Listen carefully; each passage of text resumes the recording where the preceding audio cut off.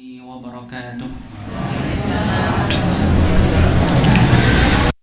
Alhamdulillahi nahmaduhu wa nasta'inuhu wa nastaghfiruh wa na'udzu billahi min sururi anfusina wa min sayyiati a'malina. May yahdihillahu fala mudilla lahu wa may yudlil fala hadiya lahu. Asyhadu an la ilaha illallah wahdahu la syarika lahu wa asyhadu anna Muhammadan 'abduhu wa rasuluh. Amma ba'd.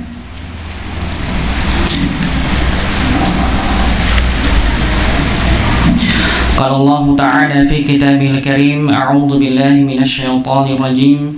Ya ayyuhalladzina amanu taqullaha haqqa tuqatih wa la tamutunna illa wa antum muslimun.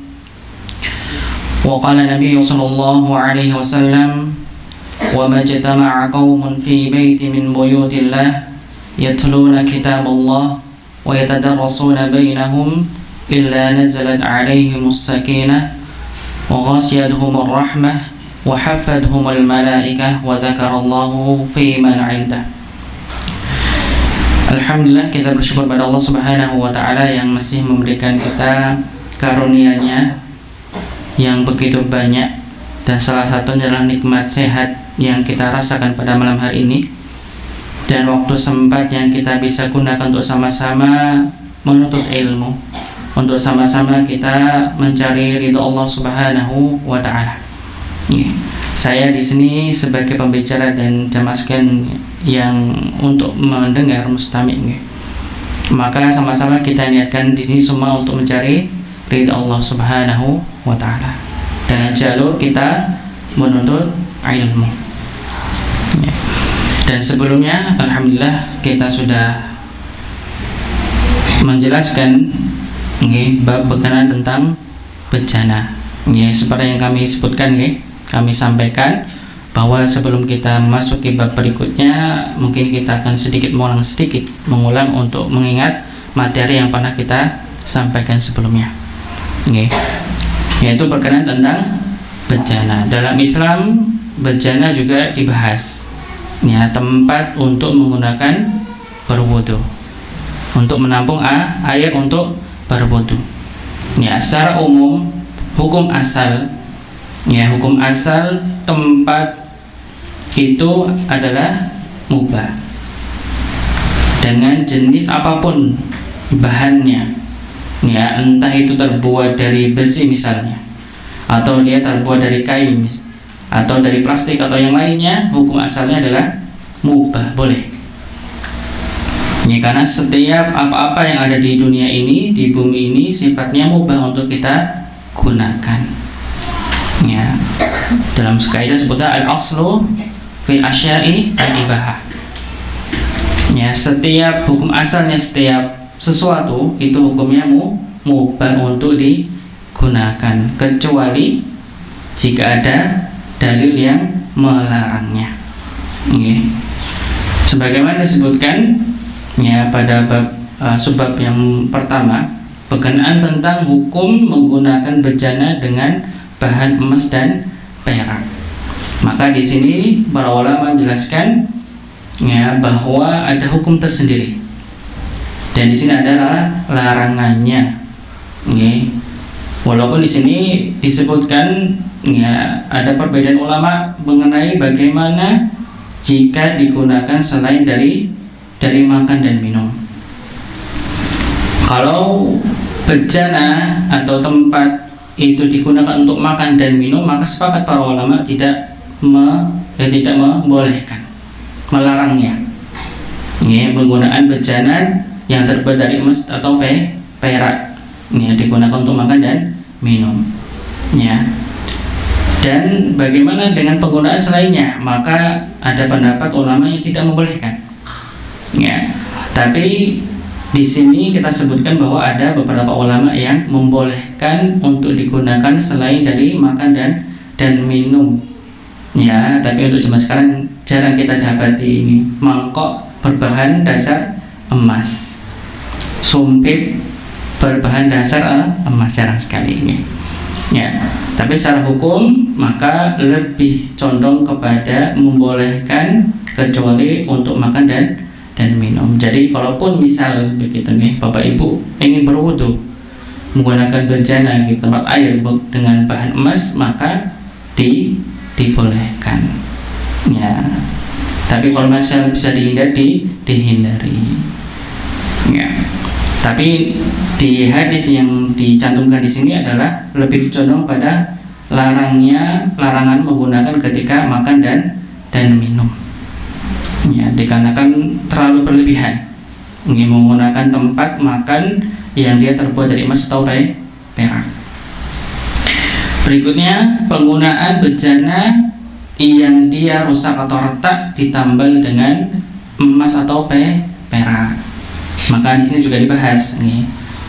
Maka para ulama melarang ya, berdasarkan dalil bahwa menambahnya dengan perak, dengan emas dilarang menggunakan dengan emas. Misalnya Bapak Ibu punya bejana atau tempat penampungan yang terbuat dari kaca atau plastik yang dia rusak ya atau terpecah, ditambal dengan emas misalnya begitu nih, maka itu tidak dibolehkan ya.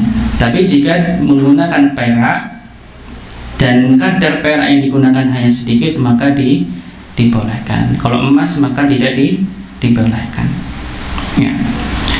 Berikutnya, penggunaan bejana yang kita pinjam atau kita peroleh dari orang non muslim, orang-orang kafir, maka perlu kita cermati ya, kiranya bagaimana kehidupan orang kafir yang meminjamkan benda tersebut ya. Kalau misalnya dari orang kafir yang memberikan atau orang non muslim yang dia meminjamkan bejana untuk kita gunakan, dan memang kebiasaan atau kesehariannya bersinggungan dengan misalnya babi atau anjing begitu ya, yang memang jelas banyak najisnya begitu, maka perlu kita cuci ya sebelum untuk digunakan ya. Dikarenakan pernah kita sampaikan bahwa masalah hukum najis itu kita peroleh di dalam hukum Islam, sedangkan di ajaran mereka ya belum tentu ada seperti yang diajarkan dalam Islam. Maka perlu kita kehati-hatian begitu ya, ketika kita mendapati atau dipinjamkan atau meminjam bejana dari orang non muslim, maka bisa digunakan jika memang tidak ada bejana lainnya, dan kita perlu membersihkan, mensucikan bejana itu untuk kita gunakan ya. Berikutnya tentang ya kulit bangkai yang disamak ya, penggunaan, karena memang kalau biasanya kalau di Jazirah Arab ya, orang-orang itu biasanya menggunakan bejana dengan bahan dasar kulit yang disamak. Maka merujuk pada hukum bahwa boleh ya, jika kulit tersebut adalah dari kulit hewan yang halal dimakan ya. Ini pendapat yang paling kuat yang menurut dari kitab yang kami ambil. Maka menggunakan kulit yang daging hewan itu halal dimakan, maka bisa digunakan disamak dan digunakan untuk tempat penampungan air atau yang lainnya ya. Jika hewan itu tidak bisa dimakan begitu ya, maka tidak boleh untuk digunakan kulitnya. Walaupun sekali lagi ada beberapa pendapat ulama yang dia membolehkan, tapi yang disepakati adalah kulit dari anjing dan babi. Itu sepakat para ulama, tidak boleh. Walaupun disamak tidak akan bisa mensucikan kulit tersebut. Ini anjing dan babi. Kalaupun misalnya buaya dan sebagainya ini buaya atau yang lainnya, maka memang ada beberapa ulama yang membolehkan. Tapi untuk pendapat yang lebih kuat yang diambil dari kitab yang kami ambil adalah lebih berhati-hati dengan menggunakan kulit yang hewannya bisa dimakan atau halal dimakan. Ini penjelasan berkenaan tentang bejana. Dan berikutnya kita masuk pada penjelasan berkenaan tentang buang hajat. Nggih. Fi qada'il hajah wa adabiha. Ya, ini berkenaan tentang buang hajat. Ya, dalam Islam Bapak Ibu sekalian, buang hajat juga dibahas. Ini menunjukkan semulia kelengkapan ajaran Islam. Hal yang sepele saja mungkin dianggap sepele, ya, itu dibahas oleh Islam tentang perkara buang hajat dan adab-adabnya. Ya, ini menunjukkan kelengkapan Islam semuanya. Ya, dan karena Islam itu adalah agama ilmu, semuanya dibahas, bukan hanya ya perkara-perkara besar saja, bukan hanya perkara-perkara prinsip, tapi perkara-perkara sekecil apapun dalam Islam dibahas. Perkara yang kecil saja dibahas, apalagi yang prinsip yang besar. Nih, kalau yang buang hajat aja dibahas, apalagi perkara yang lebih besar. Ya, misalnya perkara dauliyah misalnya, kenegaraan misalnya, atau masalah akidah tentunya. Ya, maka itu dibahas sudah lengkap dalam Islam. Dalam kita membaca Quran saja sudah para ulama membuat ilmu khusus untuk membaca Quran, yaitu ilmu tajwid. Ya, karena membaca Quran tidak semau kita, Bu. Ini apa tadi dibaca begitu, tidak ini. Ya, makanya kita pernah sampaikan bahwa orang Arab pun, Bapak Ibu sekalian, orang Arab yang bahasa mereka dengan bahasa Arab saja belum tentu bisa membaca Quran dengan benar. Ya, orang Arab yang dia sehari-hari dengan bahasa Arab, ya, tapi ketika diminta untuk membaca Quran belum tentu semuanya bisa membaca Quran dengan benar. Ya, maka adanya ilmu tajwid sebagai ilmu yang mempelajari bagaimana kita membaca Quran dengan benar, dengan baik dan benar, agar bacaan yang kita baca dalam Al-Quran tidak merubah makna. Begitu ya, dalam membaca Quran saja sudah ada ilmunya. Penataan mushaf pun juga ada ilmunya. Penataan mushaf, kenapa Al-Fatihah di pertama, kenapa berikutnya Al-Baqarah, berikutnya, itu juga ada ilmunya. Penulisan mushaf juga ada ilmunya, ya, dan sebagainya. Ya, apalagi hal-hal yang sifatnya amaliyah. Ya, nanti kalau kita membaca banyak masalah fikih, ya, masalah mau tidur pun juga ada ilmunya. Ya, maka di sini dibahas nih berkenaan tentang buang hajat dan adab-adabnya ketika kita buang hajat. Ada sekitar 5 pembahasan. Ya, walaupun nanti tergantung ya, kalau memang waktunya tidak cukup maka mungkin sebagian kita akan bahas. Ya, yang pertama adalah istinja dan istijmar. Ya, menggunakan salah satu sebagian ganti yang lain. Ya, penjelasan tentang buang hajat, tentang istinja dan istijmar. Berikutnya yang kedua, menghadap dan membelakangi kiblat saat buang hajat. Ya, nanti kita akan bahas berkenaan tentang bagaimana hukum menghadap atau membelakangi kiblat ketika kita buang hajat. Yang ketiga, apa saja yang disunahkan untuk dilakukan oleh orang yang masuk WC, masuk tempat buang hajat. Ya, yang sunnah atau apa yang disunahkan, apa yang dilakukan ketika hendak buang hajat. Berikutnya, apa yang haram dilakukan oleh orang yang hendak buang hajat. Hal-hal yang dilarang apa saja ketika kita buang hajat. Yang kelima, ya, apa yang makruh dilakukan bagi orang yang buang hajat. Hal-hal yang makruh, yang dibenci, ya, ketika kita buang hajat. Nanti 5 penjelasan ini yang kita akan bahas, insyaallah. Yang pertama tentang istinja dan istijmar. Ya, di sini disebutkan istinja adalah membersihkan apa yang keluar dari dua jalan. Yang keluar dari dua jalan, yaitu kubul dan dubur. Ya, kubul itu lubang kemaluan. Ya, biasanya keluar air kencing ya, PAK, buang air kecil. Berikutnya dubur. Ya, dubur itu lubang belakang begitu ya. Ya. Jadi membersihkan apa yang keluar dari dua jalan. Ya, kubul dan dubur dengan air. Ya, jadi istinja itu membersihkan dua jalan keluarnya najis itu, ya, dengan air. Ya, itu namanya istinja. Ya, sedangkan istijmar, nah ini istilah saja ya. Jadi istijmar itu adalah mengusap apa yang keluar dari dua jalan dengan suatu yang suci, mubah, dan dapat membersihkan seperti batu dan semisalnya. Jadi tidak menggunakan air, jadi menggunakan selain dari air, maka namanya istijmar.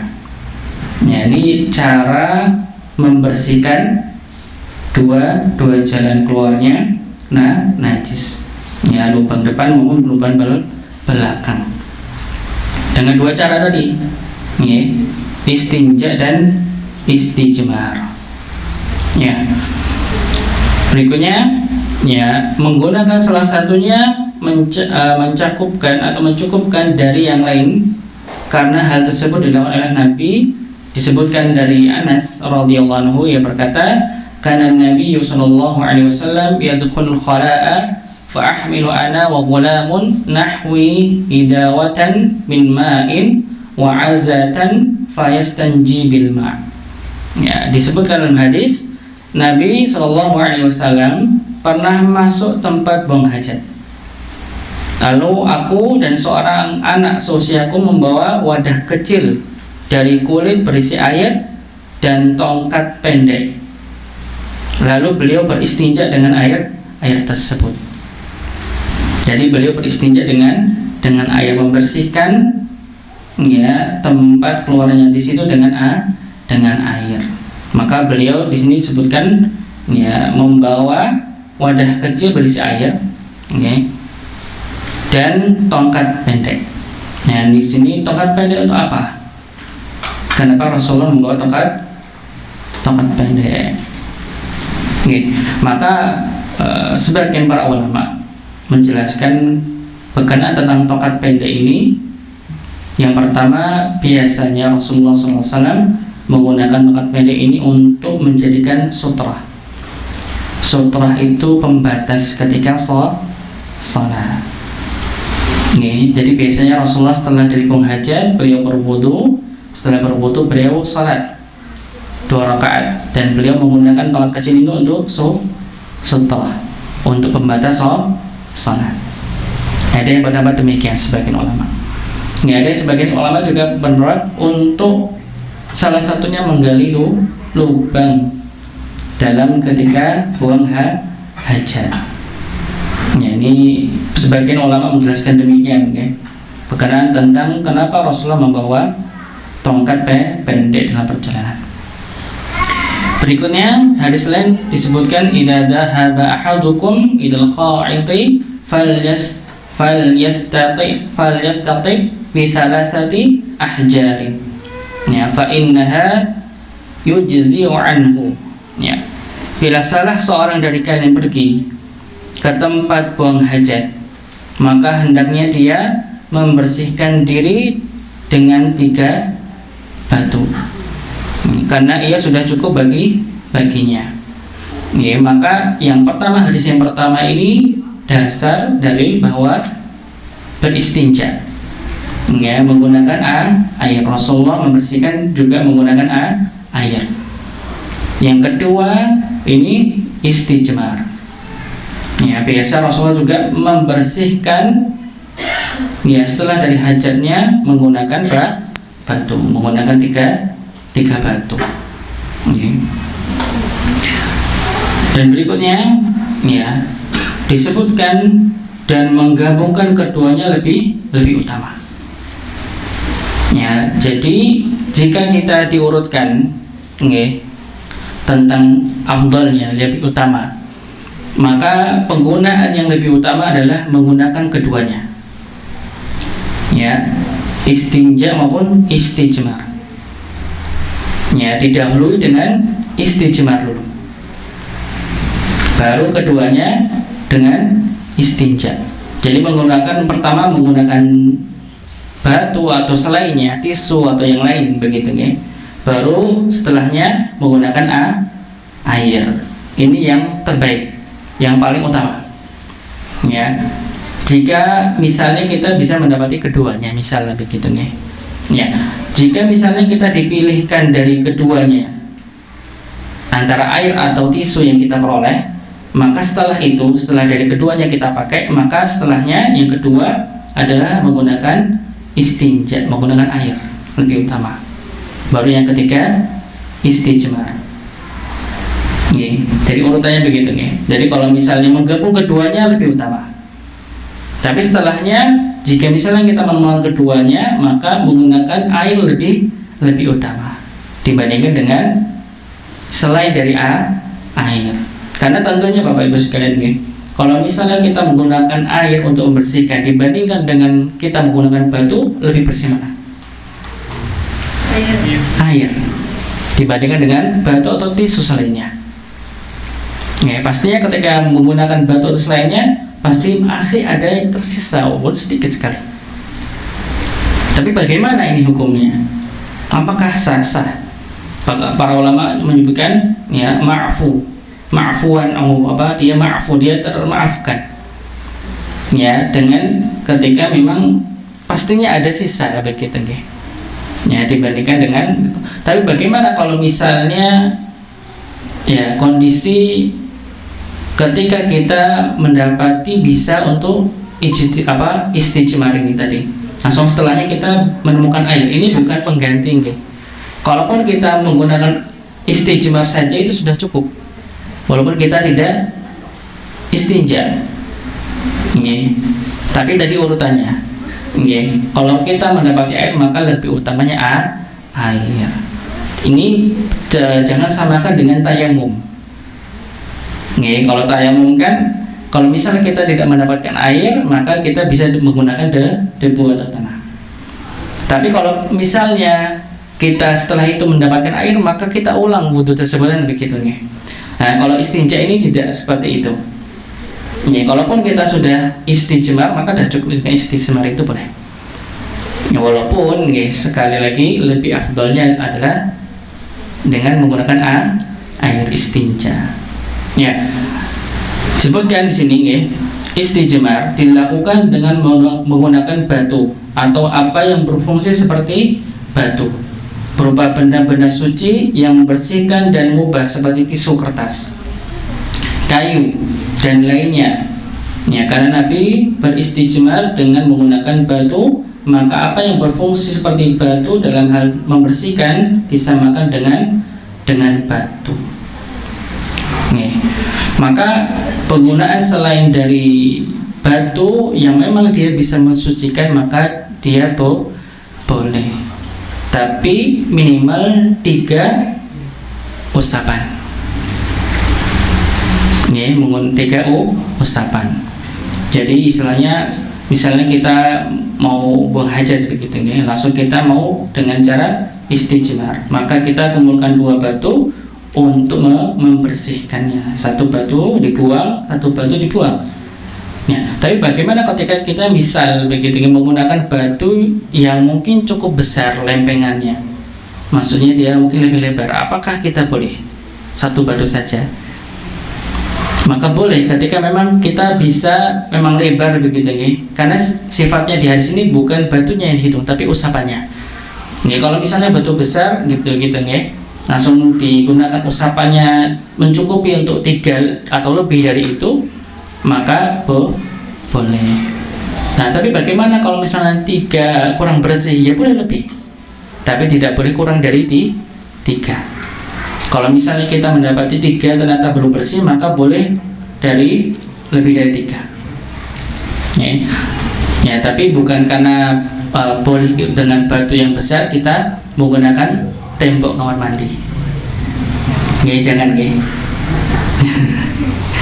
Ya, cukup dengan batu saja. Jadi nggak perlu menggunakan tembok kamar mandi.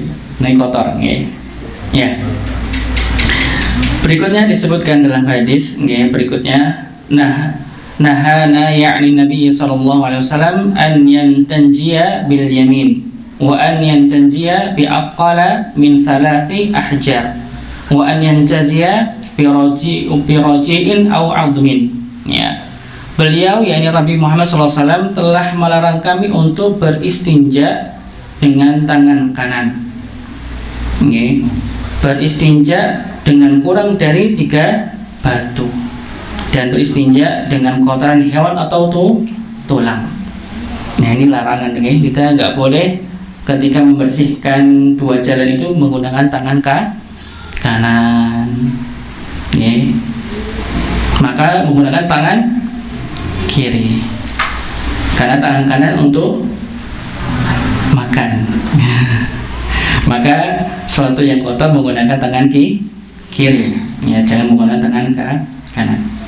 Ya, berikutnya, ya, ini tadi juga dijelaskan ini bi aqalla min thalathati ahjar. Ya, tidak kurang dari 3 batu atau 3 usapan tadi ini maksudnya. Maka kalau penggunaan batu maka lebih dari 3 batu. Ya, berikutnya, ya, tidak boleh menggunakan, karena memang ini kiasan deh. Batu boleh dengan selainnya. Jadi kalaupun misalnya tisu atau yang lainnya boleh. Ya, tapi kalau misalnya menggunakan, ya, kotoran hewan yang mengering, ya, kadang kita ketahui ada kotoran hewan mengering kayak batu begitu, ya, maka itu tidak dibolehkan. Karena itu termasuk pada rijisun, termasuk pada najis, kotor, nggak boleh untuk digunakan walaupun sudah mengering. Berikutnya, tidak boleh menggunakan tulang. Ya, kenapa tidak dibolehkan menggunakan tulang? Walaupun tulangnya sudah mengering misalnya. Karena ta'am ikhwanakum, kata Rasulullah. Dikarenakan itu makanan saudara kalian. Siapa itu? Jin. Ya, jadi jin itu makannya tulang. Maka juga kadang disebutkan, ya. Jadi kalau kita hendak makan begitu, ya, makan daging-dagingan gitu, maka hendaknya jangan sampai makan tulangnya juga. Sisakan untuk kaum jin begitu, ya, saudara-saudara kalian dari bangsa jin, karena memang bangsa jin makannya tulang. Ya, penggunaan juga penjelasan penggunaan istijmar tadi, ya, istijmar ini berkenaan tentang kalau tisu memang dia terbuat dari kayu begitu, ya, sebagaimana kertas, ya, tapi tidak semua kertas bisa kita gunakan, ya. Ketika kertas itu terdapat lafaz Allah, lafzul jalalah, ya, maka tidak diperkenankan. Walaupun sifatnya dia kertas, tapi di sini ada tulisan yang mulia, yaitu lafaz Allah Subhanahu wa taala. Jadi biasanya para ulama menyebutkan, ya, awraqu mukhtarimah. Jadi kertas yang dia sifatnya mulia. Ya, maka perlu, ini juga perlu kita pahami, ya, jika misalnya kita mendapati dalam buku kita misalnya atau kertas-kertas yang kita ada di rumah dan di situ ada tulisan Allah Subhanahu wa taala atau ayat Al-Qur'an, maka jangan segera untuk langsung dibuang kalau memang itu sampah. Maka dipisahkan dulu. Apalagi terlebih itu adalah Al-Qur'an. Ya, karena banyak juga yang mungkin dikarenakan belum paham begitu, ya. Maka Al-Qur'an yang sudah berserakan, sudah hilang covernya, bahkan tersobek dan jarang dipakai untuk membaca Quran, maka dilawakkan. Padahal orang lawak kadang tidak paham masalah itu, tidak paham. Bahkan mereka langsung dipangkas, langsung dijual ke tempat atau orang yang membutuhkan. Maka kita kadang mendapati bungkus tempe Al-Quran. Nah, ini tidak termasuk yang dibolehkan seperti itu. Bahkan kami juga pernah mendapati bahan dasar dalam keset Al-Quran. kertas Quran. Dikarenakan ketidaktahuan. Maka kalau misalnya kita mendapati ada kertas yang dia ada lafaz Allah Subhanahu wa taala ataupun ayat-ayat Quran, maka kita simpan. Dan bagaimana untuk ketika kita ingin membuang, maka cara yang lebih terhormat begitu dengan cara membakar. Wah, kok Al-Quran dibakar? Ini bakar bertujuan untuk memuliakan, agar tidak terinjak atau salah digunakan. Untuk dihilangkan bakar, atau bukan hanya dibakar atau yang penting tulisan itu menghilang, atau dengan dimasukkan ke dalam air sampai tulisannya itu hilang, begitu atau dengan dibakar, salah satunya lebih cepat begitu dengan dibakarkan kertas begitu dulu bagi kami yang belum paham, kadang seakan-akan wah Quran kok dibakar, seperti merendahkan, padahal bukan merendahkan. Karena dulu pernah kami ketika SD mendapati di samping SD kami begitu ada pondok tahfidz di Melangi, daerah Melangi sana. Itu kita dapati santri-santri pada bakar kertas, banyak sekali buku-buku itu. Ketika kami mendekat, ternyata yang dibakar Al-Quran. Dikarenakan kita tidak memahami, kira wah ini ada pelecehan. Padahal yang dimaksud adalah untuk mensucikan, dengan cara membakar. Maka ketika kita membuang sampah, terlebih kertas, maka dipilih yang kiranya ada lafaz Allah Al-Quran untuk tidak langsung dibuang ke tempat sampah sebagaimana sampah untuk dibuang, tapi dikhususkan untuk dibakar atau dihancurkan agar tulisan yang itu tidak terbaca, agar tulisan itu tidak terbaca. Atau ketika kita misal begitu buang hajat di tanah lapang misal begitu atau di sawah atau di alas atau di mana begitu maka ketika kita mendapati ada daun yang sifatnya daun itu masih bisa diolah atau bisa diolah jadi bahan makanan, maka itu juga termasuk yang dilarang untuk menjaga, apalagi penggunaannya tidak dipetik misal begitu dibiarkan saja, orang nggak tahu, diambil untuk sayur misalnya, alhamdulillah. Maka ini juga menghindari saja, walaupun sifatnya tidak secara tegas untuk dilarang, tapi menghindari agar apa yang kita gunakan untuk mensucikan atau membuang kotor itu tidak digunakan untuk makan dan sebagainya begitu maka walaupun sifatnya itu boleh mubah untuk setiap bahan yang untuk bisa membersihkan, tapi kita juga mempertimbangkan yang sekali lagi kalau memang ada tulisan yang memang sifatnya mulia seperti lafaz Allah dan sebagainya, maka kita hindari, atau bahan-bahan yang kiranya kadang digunakan untuk makan manusia atau sifat-sifat kiranya ketika kita gunakan bisa melukai kita, misalnya pakai daun kolonjono misalnya begitu. Nah ini kan daun kolonjono kan beler Pak. Nah kan ini juga dihindari begitu. Jadi walau sifatnya bisa menggunakan yang lain, tapi kita pilih yang kira-kira aman untuk kita gunakan. Jadi sekali lagi kalau ada dua cara jadi menggunakan air, yang berikutnya menggunakan selain air tapi dengan syarat 3 usapan. 3 usapan. Berikutnya yang kedua, menghadap dan membelakangi kiblat saat buang hajat. Disebutkan tidak boleh menghadap atau membelakangi kiblat saat buang hajat di tanah terbuka tanpa penutup dinding. Dasarkan dari hadis Abu Ayyub Al-Ansari radhiyallahu anhu, Rasulullah SAW bersabda, "Idza ataitum al-ghaiti fala tastaqbilul qiblah wa la tastadbiruha walakin syarriqu aw gharribu." Bila kalian datang ke tempat buang hajat, maka janganlah kalian menghadap kiblat dan jangan pula membelakanginya, akan tetapi menghadaplah ke timur atau ke barat. Nah, di sini disebutkan bahwa Ya, ketika kita hendak membuang hajat di tanah terbuka, tidak berdinding, tidak berupa bangunan, maka kita tidak dibolehkan menghadap atau membelakangi kiblat. Ya, tidak boleh. Ya, ada larangan itu. Ya, bagaimana dengan hadis ini disebutkan walakin syarriqu aw gharibu. Bapak Ibu, kiblat di Indonesia itu arahnya kemana?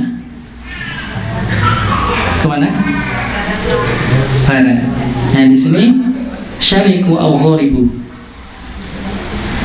Ya, hadaplah ke timur atau ke barat. Nah, ini maksudnya bagaimana nih? Hadis ini Rasulullah sabdakan atau Rasulullah sampaikan ketika di hadapan penduduk Madinah. Nah, penduduk Madinah ini hadap kiblatnya sebelah selatan. Ya, jadi kalau lihat hadis jangan tekstual begitu nih.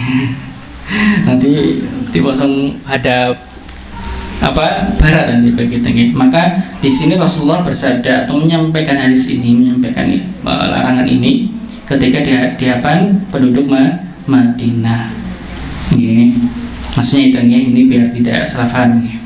Ya, maka di sini disebutkan ketika kita membuang hajat di tanah lapang, maka kita tidak boleh menghadap atau membelakangi kiblat.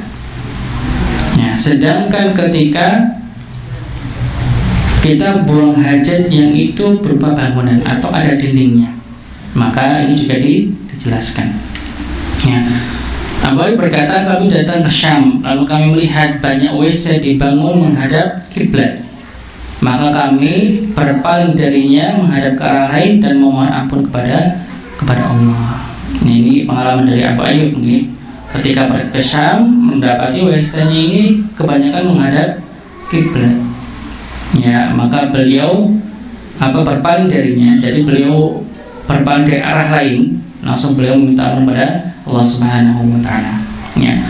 Adapun bila buang hajat dilakukan di dalam bangunan, atau antara pelakunya dengan kiblat terdapat suatu yang menutupinya, maka hal itu tidak mengapa. Berdasarkan hadis Umar, annahu ra'a Rasulullah sallallahu alaihi wasallam yabulu fi baitihi yustaqbil asy-syami mustadbira al-Ka'bah. Ya.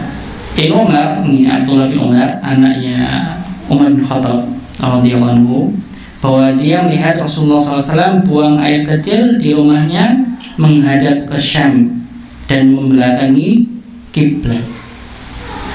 Nah, ini yang pertama tadi, ini tidak boleh.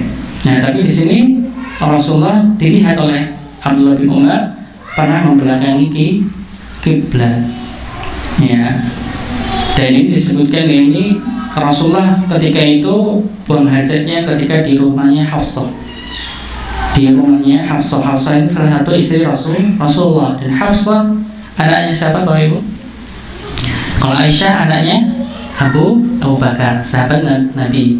Kalau Hafsah anaknya Umar. Maka Abdullah bin Umar adalah saudara Hafsah. Maka beliau pernah mendapati di rumah saudarinya yaitu Hafsah, Rasulullah buang hajat di sana. Karena Abdullah bin Umar ini termasuk sahabat yang paling suka mencontoh Rasulullah, paling suka. Bahkan tempat-tempat singgah yang Rasulullah biasa lakukan, beliau bersinggah di situ, walaupun nggak apa-apa. Bahkan semuanya, dari bajunya, cara berjalannya, cara minumnya, makannya, semua yang Rasulullah praktekkan, Abdullah bin Umar melakukannya. Maka ketika ada kesempatan, ini sekali lagi ini bukan bermaksud Abdullah bin Umar untuk melihat auratnya Nabi, tidak. Ya, tapi yang dimaksud Abdullah bin Umar adalah melihat posisi Nabi ketika buang hajat. Jadi cukup melihat posisinya saja. Setelah itu sudah. Nah, ketika mendapati hal tersebut, ternyata Rasulullah membelakangi kiblat. Nah, maka di sini disebutkan bahwa bolehnya membelakangi kiblat ketika di dalam bangunan atau ada pembatas. ya, atau ada dinding pembatasnya. Dan juga ini di hadis lain juga disebutkan, ya, berdasarkan hadis dari Marwan Al-Asfar, ya, dia berkata, aku melihat Ibnu Umar menambatkan kendaraannya, untanya menghadap kiblat, ya, kemudian dia duduk kencing menghadap ke arahnya, ya, maka aku bertanya, wahai Abu Abdurrahman, ini kunyahnya atau nama panggilan Abdullah bin Umar, ya, bukankah ini telah dilarang?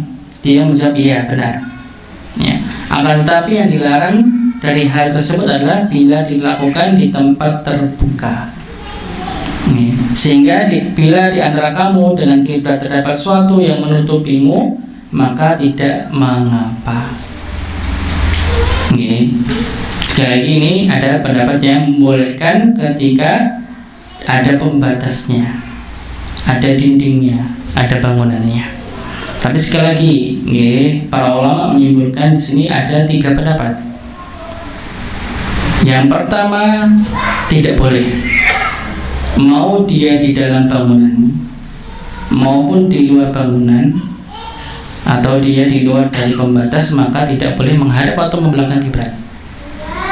Berdasarkan hadis yang Rasulullah sampaikan, tidak boleh yang larang dari Nabi. Sedangkan hadis yang tadi yang membolehkan itu perbuatan Nabi. Maka biasanya dalam kaidah itu disebutkan qauliyahnya Nabi itu lebih kuat dibandingkan fi'liyahnya Nabi Muhammad SAW. Ya, karena sebagai sabda Rasul sebagai wahyu kan begitu. Maka berbeda, ya. Jadi yang pertama, pendapat yang pertama adalah, ya, tidak boleh menghadap atau membelakangi kiblat ketika di luar atau di tanah lapang maupun di dalam ruangan, tidak boleh. Yang kedua, ya, pendapat bolehnya membelakangi atau menghadap kiblat ketika di dalam bangunan dan dilarangnya ketika di tanah lapang atau di luar dari bangunan atau tidak ada pembatas. Yang ketiga, ya, dibolehkannya dia membelakangi kiblat ketika di bangunan, tapi tidak boleh hadap di kiblat. Ya, bisa dipahami, ya. Jadi kalau yang ketiga ini dibolehkannya ketika di dalam bangunan atau ada pembatas, tapi bolehnya cuma membelakangi, nggak boleh menghadap. Nggak boleh menghadap kiblat. Ya, tapi sekali lagi yang lebih diarah kehati-hatian yaitu entah di dalam bangunan ataupun tidak ada pembatasnya di dalam lapang, maka sebaiknya tidak menghadap atau membelakangi kiblat. Insyaallah kalau di Indonesia ini umumnya masjid sudah melakukan demikian, ya. Jadi biasanya kalau masjid sudah kita lihat, biasanya kalau singgah di masjid kebanyakan sudah tidak membelakangi atau menghadap kiblat kebanyakan. Okay. Jadi lebih kehati-hatinya adalah di dalam atau di luar bangunan tidak menghadap atau membelakangi kiblat. Jadi ketika pun kita di tanah lapang juga mencoba untuk melihat arah. Apalagi sekarang sudah banyak aplikasi itu, untuk arah-arah gitu, ya. Atau biasanya kalau orang Jawa bisa, ya, mana barat ini bisa, ya, orang Jawa biasanya kidul mana lor mana gitu, ya.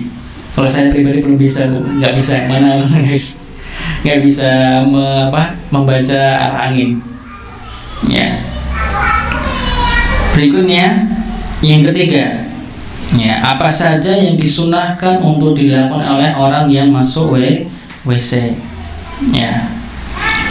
Jadi yang disunahkan ketika kita hendak masuk ke dalam WC, ke dalam tempat untuk buang hajat, ya, disunahkan bagi siapa yang masuk WC untuk mengucapkan Bismillah, Allahumma inni a'udzubika minal khubuthi wal khaba'ith, ya. Dengan nama Allah, ya Allah, sungguhnya aku berlindung kepadamu dari setan laki-laki dan setan perempuan. Ya. Kemudian saat selesai dari kamar dia atau keluar mengucapkan Ghufranaka, aku memohon ampun ya Allah. Ya, ini yang disunahkan nih ketika kita hendak memasuki tempat buang hajat. Dan insya Allah nanti kita akan baca sama-sama nih. Ya, Berikutnya, mendahulukan kaki kiri saat masuk. Mendahulukan kaki kiri saat masuk dan kaki kanan saat keluar. Jadi ketika kita masuk begitu ke tempat buang hajat, ke tempat kamar mandi, ke WC begitu maka masuk dengan kaki kiri, keluar dengan kaki kanan. Berikutnya, dan hendaknya tidak membuka aurat sehingga dekat dengan lantai sebelum duduk. Nah, ini terutama ketika kita buang hajatnya di tanah lapang. Maka jangan langsung tiba-tiba sebelum sampai ke tanah lapang udah dibuka. Ya, ini aurat. Maka adabnya adalah ketika kita mau buang hajat di tanah terbuka, maka sampai ke tempat buang hajat baru dibuka untuk membuang hajat. Dan ini perlu kita sampaikan kepada anak-anak kita. Terutama masalah aurat, Bapak Ibu sekalian.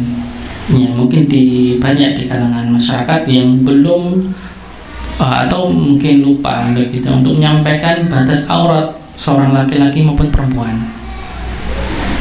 Dan ini penting. Kalau laki-laki batas auratnya mana, Bapak Ibu? Di mana? Lutut sampai pusar sampai lutut. Ini batas laki-laki. Sedangkan perempuan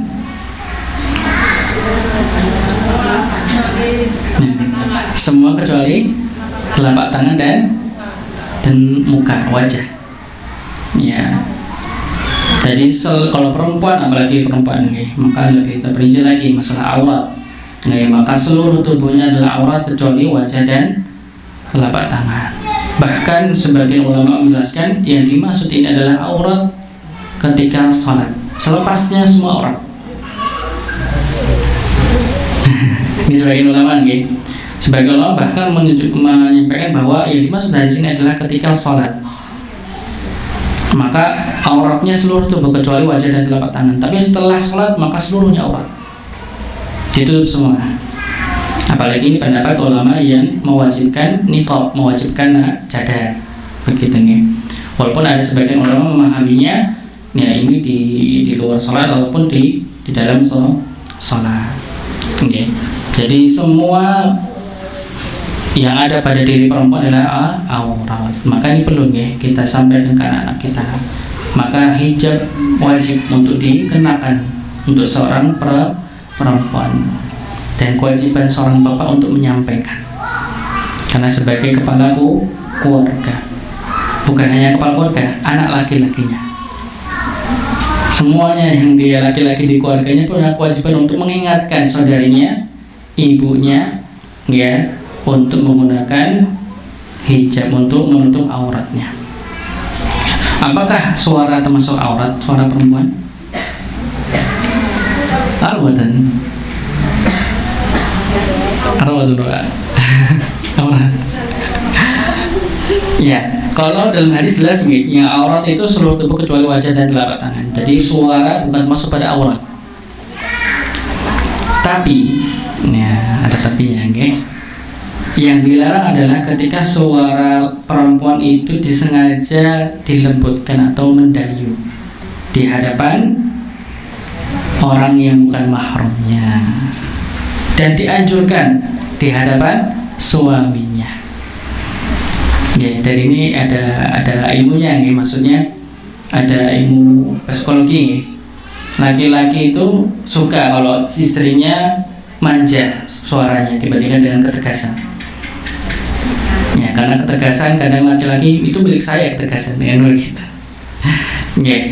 Maka untuk suara maka bukan termasuk aurat secara umum, bukan termasuk aurat, tapi tindakannya ketika kita hendak, misalnya perempuan hendak berbicara dengan bukan mahramnya, bukan orang yang dia bukan suami, ayah dan sebagainya, yang teralih darah itu, maka tidak boleh untuk mendayu suaranya.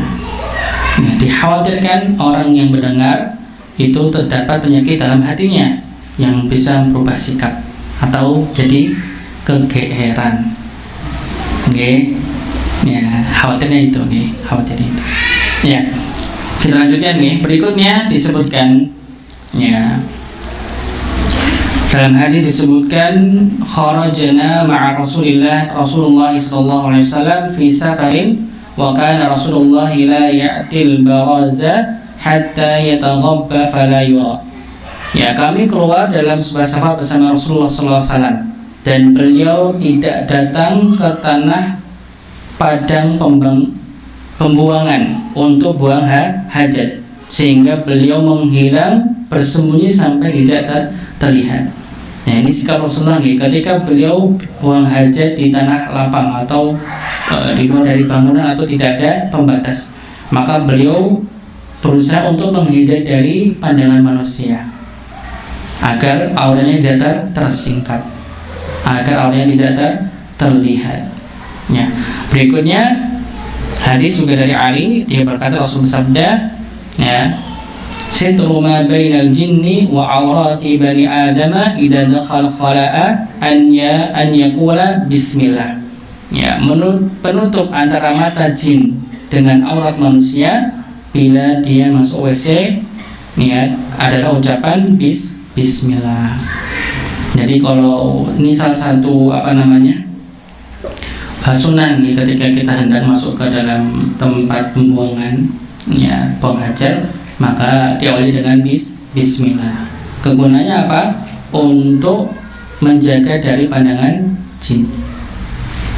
Karena ketika kita tidak mengucapkan basmalah, maka kemungkinan besar jin akan bisa melihat aurat kita. Sedangkan kita tidak bisa melihat aurat jin, jadi jin itu bisa melihat aurat kita ketika kita tidak membaca basmalah. Maka bukan sekedar Allahumma inni a'udzubika minal khubuthi wal ba'is, tapi bismillah Allahumma inni a'udzubika minal khubuthi wal khaba'is. Jadi diawali dengan bismillah. Penggunaan basmalah ini bukan hanya sekedar ketika kita hendak masuk ke dalam WC saja. Maaf, ketika seorang suami istri hendak berhubungan juga harus diawali dengan bismillah agar auratnya tidak tersingkap, tidak terlihat oleh jin. Jangan sampai jadi tontonan nobar dari nanti. Tidak boleh. Tidak boleh. Berikutnya di dalam hadis lain juga Rasulullah mengajarkan doa ketika kita hendak masuk ke dalam WC, tempat buang hajat. Karena Nabi sallallahu alaihi wasallam idza dakhala khala'a qala Allahumma inni a'udzubika minal khubuthi wal khaba'ith. Ini doa insyaallah semua hafal Ada yang belum hafal, Bapak? Nah, ini harus dihafal. Karena gak mungkin kita sehari gak masuk kamar mandi. Ini adalah suatu amalan yang sering kita pasti lakukan, masuk keluar kamar mandi. Maka doa ini harus dihafal untuk penjagaan kita. Yang dimaksud al-khubuthi wal khaba'ith ini adalah syaitan dari kalangan jin. Dari kalangan jin.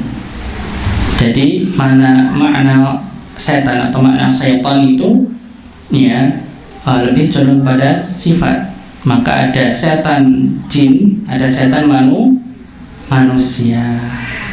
Tapi kalau untuk perkara ini lebih condong pada jin. Dikarenakan apa? Dikarenakan tempat pembuangan atau WC adalah tempat berkumpulnya jin yang kafir, jin yang toleh, enggak soleh maksudnya. Bukan jin soleh. Kalau jin soleh enggak termasuk, atau jin mukmin enggak termasuk. Maka kita dapat dalam hadis sebutkan yang lain. Jika ada azan berkumandang, maka setan itu akan berlari. Berlarinya bagaimana? Terkentut-kentut. Bukan terbirit-birit, terkentut-kentut berlarinya. Langsung mereka masuk ke dalam WC itu. Masuk ke WC itu. Nanti ketika selesai adzan mereka keluar lagi. Keluar keluar lagi. Maka ketika qomat, mereka masuk lagi ke kamar mandi. Setelah qomat selesai, keluar lagi.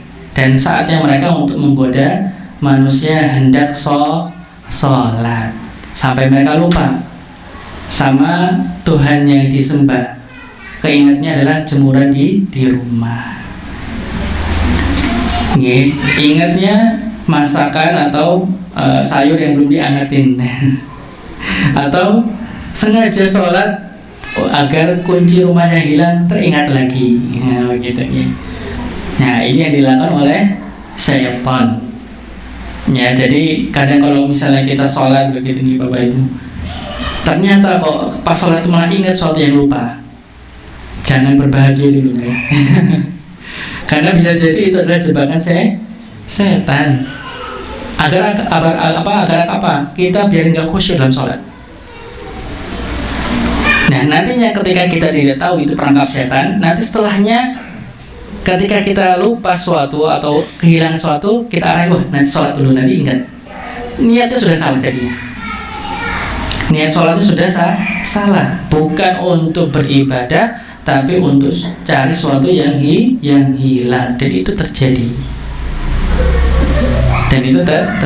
Karena yang merasakan itu bukan yang dewasa saja, yang anak-anak pun juga merasakan hal itu. Dan saya pernah merasakan hal itu juga, Bapak. SD, saya main di sawah, hilang kunci rumah. Takut dimarahin orang tua.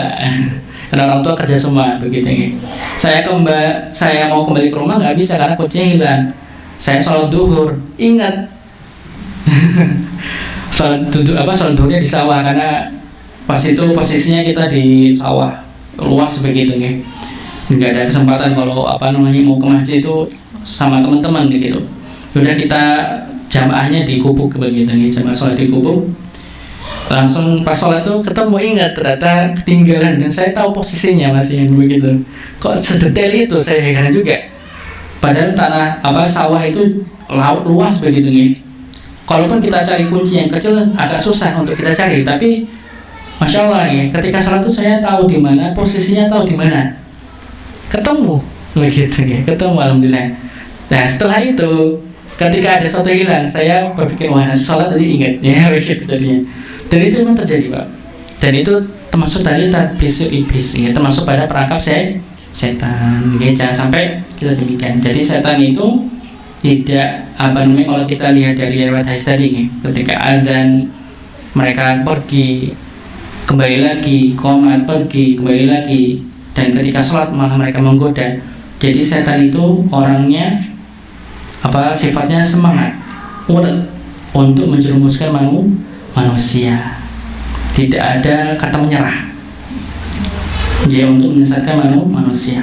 Maka kita sebagai kaum muslimin juga jangan menyerah ketika kita hendak menasihati, mendakwai saudara-saudara kita untuk taat kepada Allah Subhanahu wa taala. Berikutnya, karena Nabi sallallahu alaihi wasallam idza kharaja minal khala'i qala ghufrana. Jika kita keluar dari kamar mandi, maka kita baca ghufranaka. Keluarnya menggunakan kaki Bapak Ibu? Kanan. Kalau masuk kaki kiri. Kenapa? Ini pertanyaannya. Kenapa ketika kita keluar dari kamar mandi doanya ghufranaka, ya Allah ampuni aku? Apa yang kita lakukan sehingga kita minta ampun kepada Allah? Kenapa? Para ulama menyebutkan yang pertama bisa jadi dikarenakan ketika kita masuk kamar mandi itu kita terlepas dari zikrullah secara lisan. Karena kita dituntut untuk selalu mengingat Allah Subhanahu wa taala, entah dengan hati maupun dengan lisan. Maka ketika kita masuk ke dalam kamar mandi, tidak boleh kita berzikir di dalamnya. Maka salah satunya begitu kita membaca ghufranaka, semoga Allah mengampuni kita dari kelalaian tersebut. Kelalaian dari mengingat Allah Subhanahu wa taala. Yang kedua, jikalau ketika kita hendak ya, membuang hajat tidak mungkin tidak tersingkap aurat kita, apalagi ketika kita di tanah lapang atau tidak ada sekat atau tidak ada bangunan di sana, tidak ada pembatas, maka dikhawatirkan aurat kita tersingkap dan terlihat orang lain yang kita tidak tahu. Ya, maka kita minta aman kepada Allah Subhanahu wa Ta'ala. Nah, dan ini penting sekali nih, karena memang para syaitan ini tidak lepas dalam menggoda kita. Dan sedikit nih cerita yang pernah dialami oleh teman ibu saya. Ya, ini yang saya dapatkan ketika saya SD nih. Jadi ketika teman ibu saya itu berkunjung ke rumah kami dan cerita. Ya, ini bertepatan ketika membahas tentang doa ini begitu nih. Maka salah satu teman ibu saya cerita bahwa dulu pernah beliau itu pergi perjalanan begitu nih, dan beliau sudah tidak tahan untuk membuang hajat. Beliau mencoba memberanikan diri untuk singgah ke sebuah rumah untuk minta izin buat hajat. Dan ternyata rumah tersebut punya orang Cina, orang Cindo, Cina Indonesia. Ya, otomatis kebanyakan orang Cina non Muslim. Maka karena saking sudah tidak tahan, langsung masuk ke kamar mandi. Ya, langsung masuk kamar mandi, dikunci dari dalam. Selesai dari kamar mandi, dibuka nggak bisa dibuka, pintu nggak bisa dibuka. Padahal kunci dalam sudah dibuka, digedor-gedor, nggak kebuka, dipaksa untuk buka. Ternyata di situ dia mendengar ada tertawa perempuan di situ. Padahal yang punya rumah ketika itu laki-laki sendiri. Ya, wallahu alam apa begitu ya.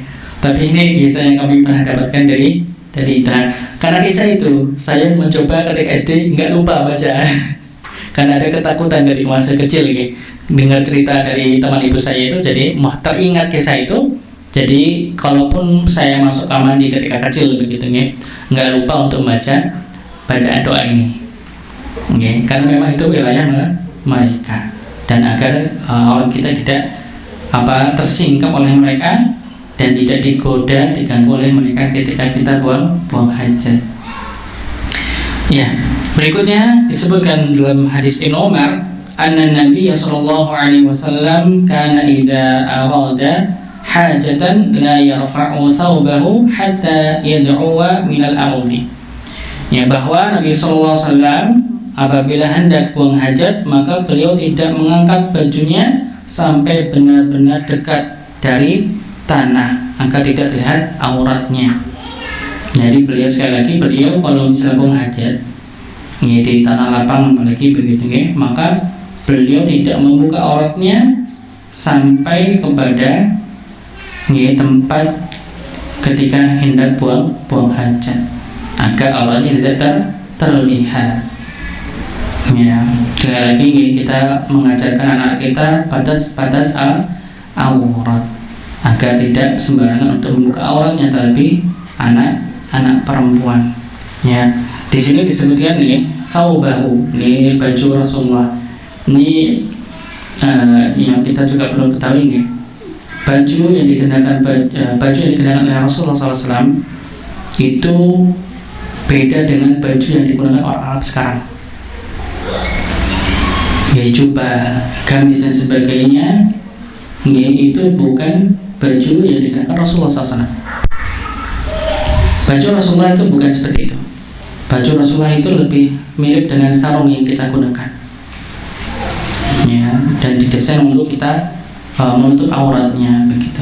Jadi bukan bukan baju yang sekarang digunakan oleh orang-orang Arab.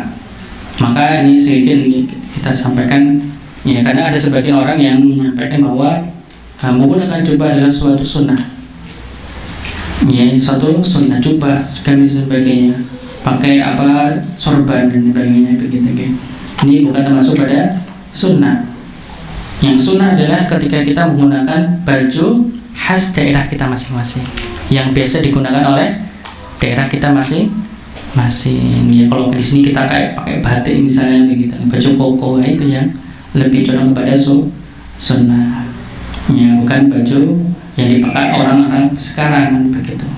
Ya, ini yang dipakai. Ya, karena juga saya pengalaman begitu nih, karena juga yang pernah kami pahami adalah demikian. Ya, dari dulu kalau di pondok kami juga pakai jubah dan pakai surban.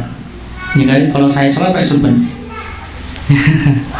Tapi ketika kita mulai belajar begitu nih, ternyata memang lebih condong kepada pakaian yang biasa digunakan oleh daerah masing-masing, dan itu lebih mendekati kebenaran. Ya, dibandingkan dengan menggunakan pakaian yang digunakan oleh orang Arab saat ini. Ya, karena itu bukan termasuk pada baju Rasulullah SAW. Ya. Sampai jam berapa kita, Pak? Sampai jam berapa?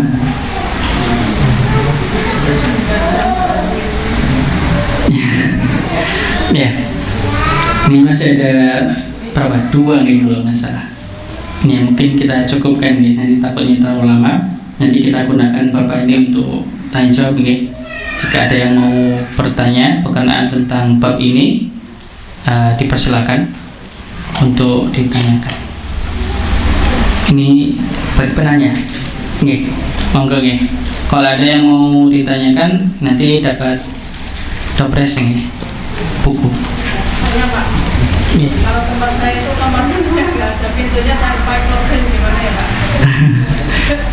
Oke. Insya Allah nggak apa-apa. Yang penting dia menutup aurat yang ketika orang masuk mau aja tidak tersingkap. Intinya itu. Nggak apa-apa. Jadi tidak boleh, insya Allah. Ya. Jadi bukan harus tembok, ya. Ya. Sedangkan Rasulullah ketika menghajat bahkan nggak ada dindingnya, tapi menjauh dari pandangan manusia. Ya, terlebih ketika misalnya kita ke sawah, nggak ada WC di situ dan kita udah kebelet misalnya, ya bisa kita buang aja di tanah terbuka dengan syarat terhindar dari pandangan manusia. Jadi otomatis kalau kamar mandi kita misalnya tidak menggunakan tembok begitu dengan kain dan sebagainya penutup, maka itu tidak masalah. Yang penting tidak terlihat auratnya. Gitu ya. Awalan bisa. Yang lain mungkin Pak Ibu yang mau ambil sendiri. Milih buku yang mana?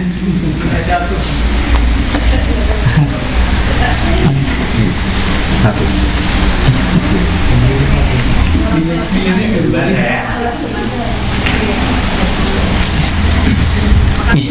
Monggo Pak. Assalamualaikum warahmatullahi wabarakatuh. Waalaikumsalam warahmatullahi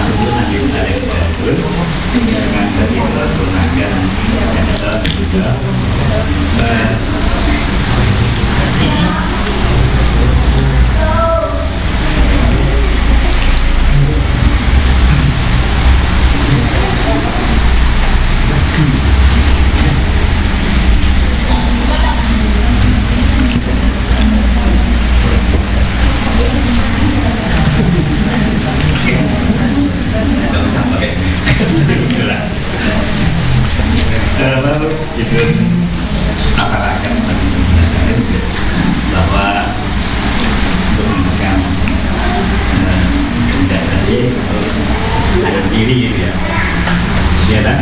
Ya. Itu kalau normal gitu ya. Tapi kalau dalamnya ganda dengan orang itu tidak normal anggota badannya, mungkin kalau memang dari lahir nggak ada tangan kirinya, mungkin akan tegak hingga tangan itu tangan kiri di tadi. Bagaimana hukumnya kalau orang-orang seperti itu menggunakan tangan kanan, hukumnya lebih benar. Itu yang pertama. Yang kedua, lepas dari apa itu yang dibahas malam ini, kita sudah ada sedikit di kalah puasa kemarin itu ya sudah lama kan sudah ada itu manfaat dari atau faedah dari puasa itu salah satunya menghapuskan cita-cita kita pada waktu-waktu yang mampu. tapi di situ tidak dijelaskan dosa kecil atau dosa besar. Maka di situ juga termasuk dosa yang terampuni.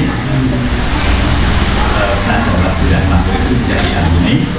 Dan mungkin kita melakukan dosa besar itu kalau kita ingin tidak mengulang lagi, lalu melakukan taubatan nasuka mungkin ya. Yang saya tanyakan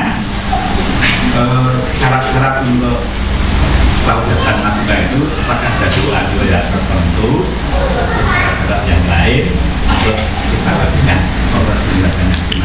Assalamualaikum warahmatullahi wabarakatuh. Waalaikumsalam warahmatullahi wabarakatuh.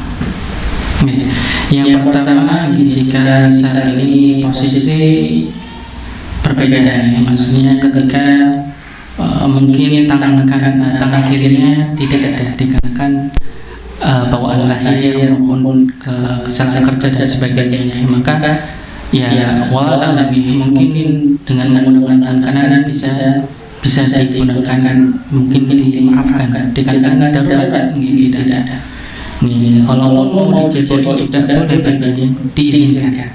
Misal begitu nih, suaminya yang kan, misalnya istri mahram kan begitu. Maka kalau istri yang diizinkan juga boleh. Ya, tapi kalau misalnya posisi memang tidak ada yang bisa untuk membantu, dan dia sendiri dalam keadaan misalnya, maka mudah-mudahan insyaallah diampuni insyaallah, dikarenakan memang kondisinya seperti itu, sebagai rukhsah, sebagai keringanannya. Untuk yang pertanyaan kedua berkenaan tentang hadis man shoma Ramadan imanan wa ihtisaban ghufira lahu ma taqaddama min dhanbi, ini berkaitan tentang dosa kecil. Jadi kalau misalnya ada hadis yang berkenaan penghapusan dosa, ini maksudnya dosa kecil. Entah itu berkenaan tentang orang yang berwudu akan mengukurkan dosanya. Kalau hadis kan orang wudu tangannya akan berguguran dosa tangannya. Ketika diusapkan wajah, maka dosa penglihatan juga akan dihapuskan, perotokan gitu. Itu maksudnya dengan dosa kecil. Langsung bagaimana ketika misalnya melakukan dosa besar untuk diampuni dengan taubatan nasuha, dengan syarat apa? Dengan syarat yang pertama dia menyesali apa yang dia lakukan. Yang kedua, dia tidak mengulangi, bertekad berazam untuk tidak mengulangi dosa tersebut. Yang ketiga, dia berhenti dari dosa tersebut. Yang berikutnya dia menyesali, benar-benar menyesali. Maka ketika dia bertobat kepada Allah, jangan langsung minta ampun, tapi dia mengutarakan dosanya. Ya Allah, misalnya aku melakukan ini, ampunilah aku. Dan tiba-tiba ya Allah ini. Tapi kita melas daripada Allah Subhanahu wa taala. Kita itu lemah daripada Allah Subhanahu wa taala. Kita itu pendosa, mudah berbuat dosa. Baru mengaku dosa, setelah itu baru minta ampun. Jangan tiba-tiba langsung ampun. Ini untuk isi dosanya, isi doa. Begini ini pemahamannya.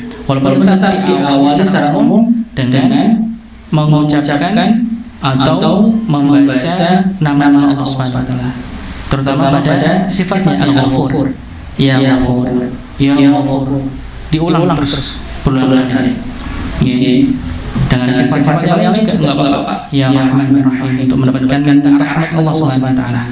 Ya Ghafur, ya Allah, ampunilah aku, baru sebutkan apa yang hendak disampaikan sesuai dengan nama yang disebut. Dan tidak mengulangi ya walaupun ini azam. Jadi ketika pun misalnya Bapak Ibu semua, ketika pada saat lagi dia mengulangi lagi dosa yang tersebut, padahal dia sudah minta ampun kepada Allah, sudah tobat dan nasuha, benar-benar bertekad untuk tidak mengulangi, tapi namanya manusia. Tapi dia melakukan dosa.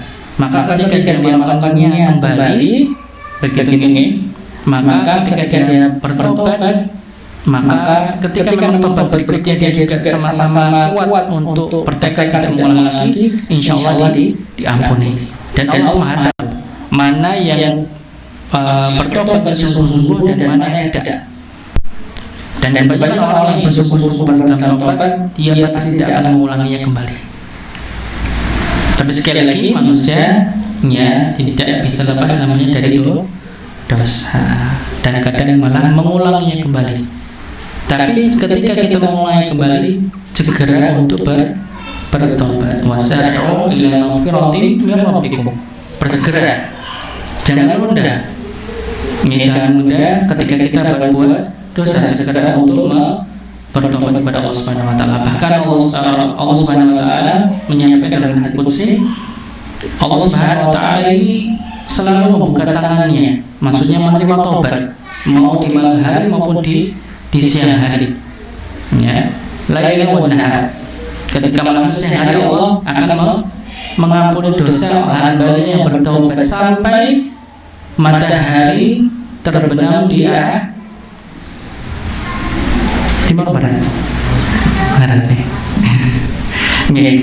Nah, saat itu kalau sudah matahari tidak pada posisinya, maka itu saatnya kiamat akan tiba. Di saat itu Allah tidak akan mengampuni dosa manusia. Maka selama itu Allah masih mengampuni dosa manusia sampai manusia itu bosan untuk bertobat, dan Allah tidak akan bosan untuk menerima taubat. Allah tidak akan merasa bosan sampai manusia itu bosan.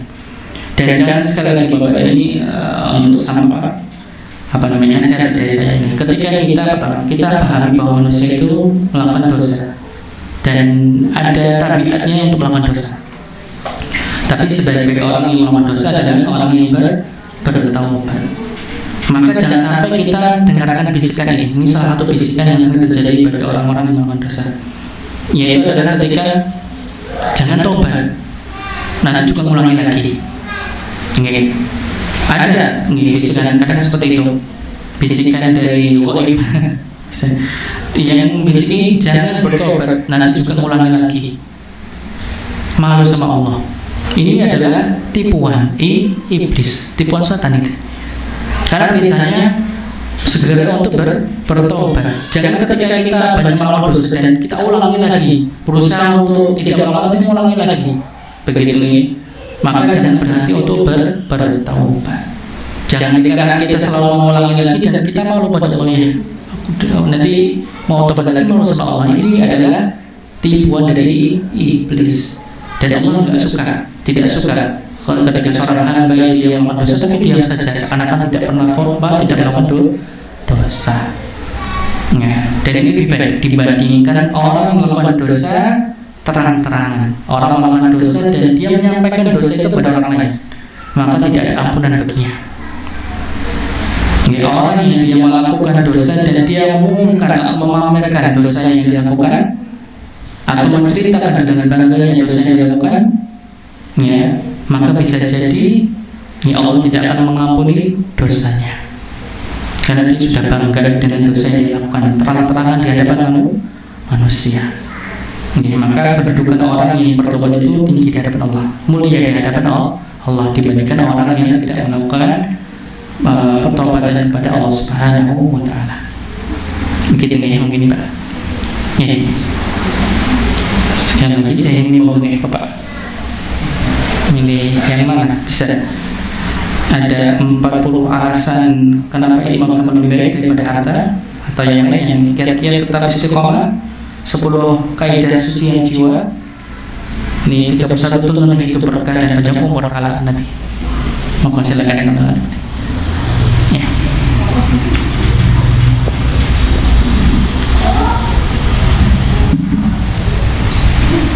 Satu lagi, kalau misalnya ada yang mau bertanya, ya, kalau misalnya, kalau tidak ada kita cukupkan, atau kami yang menanya.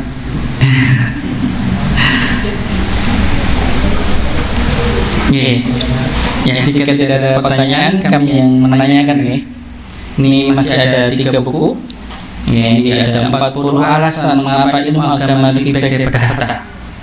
Ya. Yang berikutnya ada 31 tuntunan hidup berkah dan panjang umur ala Nabi. Berikutnya kiat-kiat untuk tetap istiqamah. Ya, berkaitan tentang pembahasan tadi, kami tanyakan, monggo siapa yang mau menjawab. Dua cara dalam membersihkan, dua cara apa itu? Istinja di simat. Ini ibunya yang tadi boleh? Boleh, oke. Ya, berikutnya 3 pendapat berkenaan tentang menghadap atau membelakangi kiblat.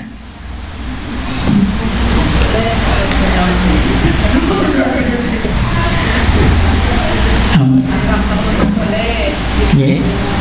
Kalau di lapangan tidak boleh belakangi boleh.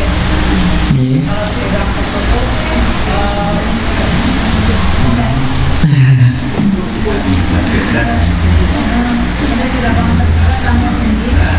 ruang tertutup bisa menggunakan kiblat.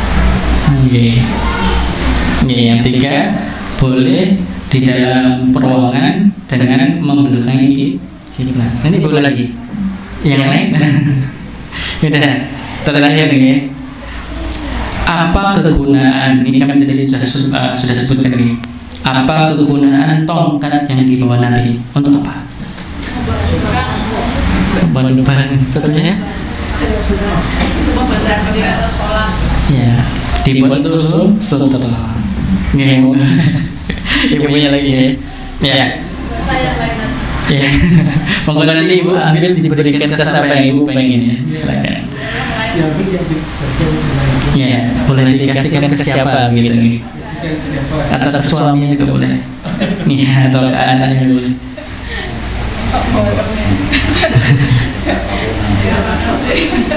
Ya. Mungkin ini yang saya akan sampaikan. Mohon maaf jika ada yang kurang berkenan, mohon maaf jika ada yang kurang dalam penyampaian kami. Karena ilmu yang kami miliki hanya sebatas ini, dan kebenaran dari Allah Subhanahu wa Ta'ala, dan kesalahan milik kita, milik kami, milik pribadi, dan kami mohon maaf kepada Allah Subhanahu wa Ta'ala. Dan ini masih ada 2 pembahasan yang belum kita jelaskan, dan mudah-mudahan di pertemuan berikutnya kita bisa berjumpa kembali dan membahas 2 yang tersisa. Dan sekali lagi insya Allah kami akan ulang nih penjelasan sebelumnya biar tidak lupa nih. Kita tutup dengan doa kafatul majelis. Subhanakallahumma wa bihamdika asyhadu an la ilaha illa anta astaghfiruka wa atubu ilaik. Assalamualaikum warahmatullahi wabarakatuh.